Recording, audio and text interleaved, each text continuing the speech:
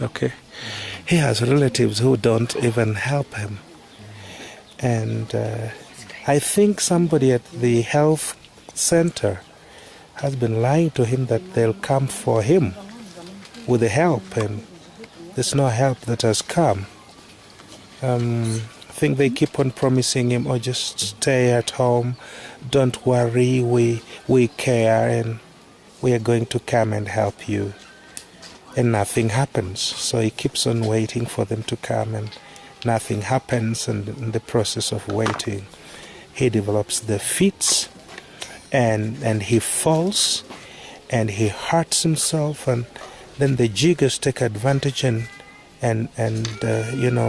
afflict those wounds.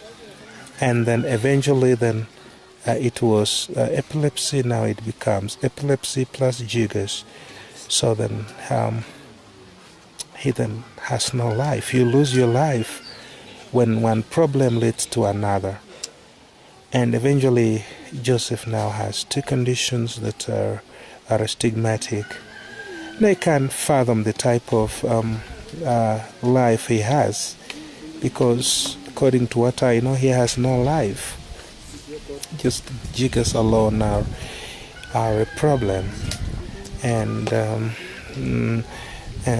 epilepsy is a problem, and he has both. So these are people who are living, but they are like, they are living as if they are dead. And because of that, the community around them doesn't even support them. And eventually they die, like, they fall on fire and they're burned, or on water, or something happens, and we have pretentious tears being shed by those who should have helped and did nothing.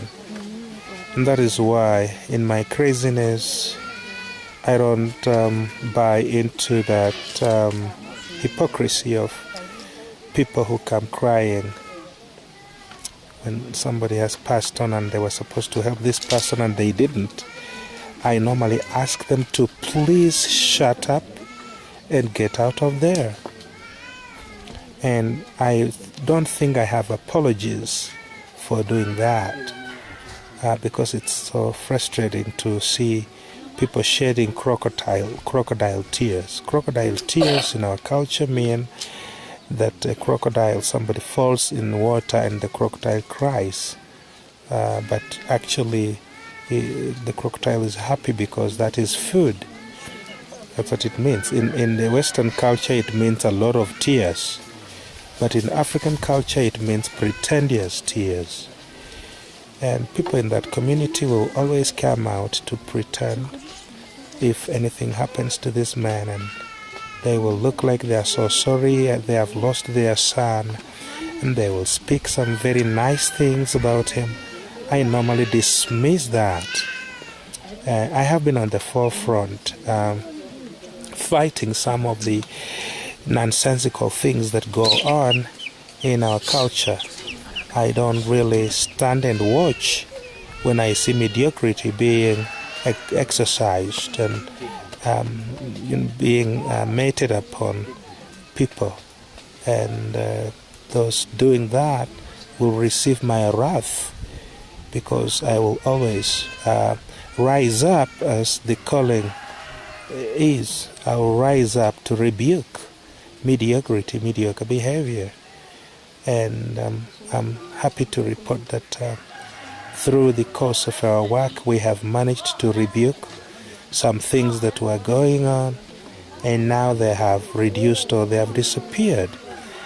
Chief among them being the menace, the jigger menace, that was so much hidden and frowned upon by people, to the extent of them hiding victims of jigger attack. And the main casualties were people with health conditions, like the special cases, who were hidden behind houses because of the embarrassment, quote unquote, that they brought to the family. Silently, there was a feeling that a mother gave birth to a disabled child because of this sin. that she had committed in her life, either before or during pregnancy. And there was a silent fallacy that was extended across African villages and even urban centers that really tried to explain the special condition found in a child. They said maybe the mother misbehaved during pregnancy, or sometimes they even said the parents of this daughter, this woman, misbehaved, and so God was punishing them by giving them a grandchild who has a disability. And so they blamed the disability on someone else. And the people who were blamed were affected psychologically. They thought they should own the result of their bad actions, so that they look at somebody who is a special case amongst them in their midst as a well-deserved punishment, and so they then get embarrassed by the same, and they wish this punishment then leaves them earlier. The earlier the better. So it led to people just looking on as people suffered, people finding reason to stigmatize and malign some conditions, making others look more sinful, because human beings have a tendency to point out the weakness of others and make fun of it so that they can look better.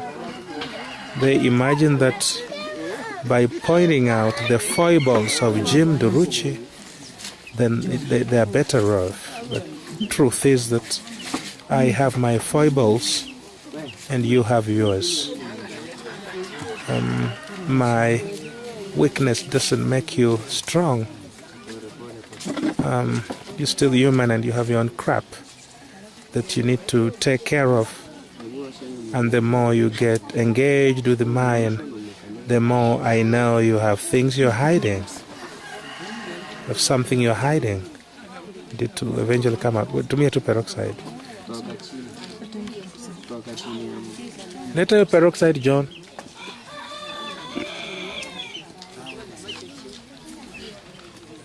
Those who are engaged in the lives of others have something to hide.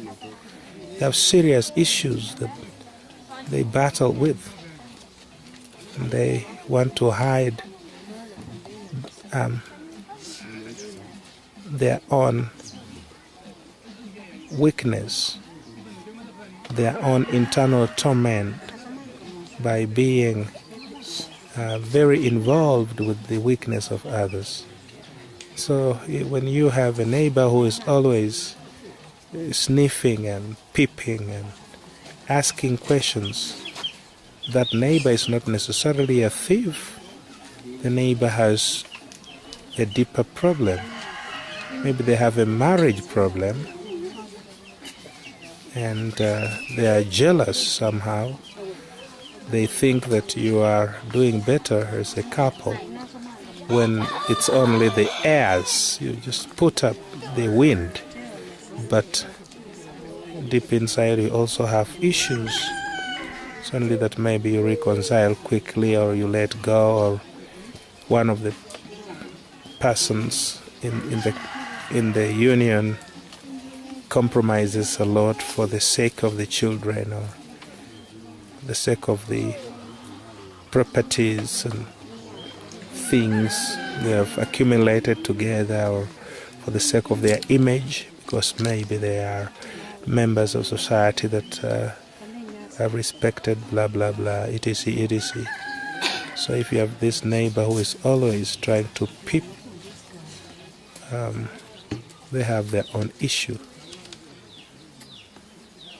And so we get Joseph with these conditions, and he hasn't been helped to overcome the first one, which led to the second one. What also comes out now is that we must help him with the epilepsy issue so that he can be jiga free. And that is where we Rise Up Society comes in, to go out of our way to make sure that he is well, so that the jiggers don't come back. Our modus operandi is around the jigger. And somebody was talking about us meddling in relationships of people and blah, blah, blah. We don't even meddle in people's relationships. We are not even relationship experts. We are simply jigger diggers. We dig the jigger. And relationship becomes important to us if we discover that one member of the family is not there, and that is what is bringing the jigger problem. Then we get engaged in that. We then encourage reconciliation. We then try to find out what really happened, and we get involved in a deeper sense to just help the family get together.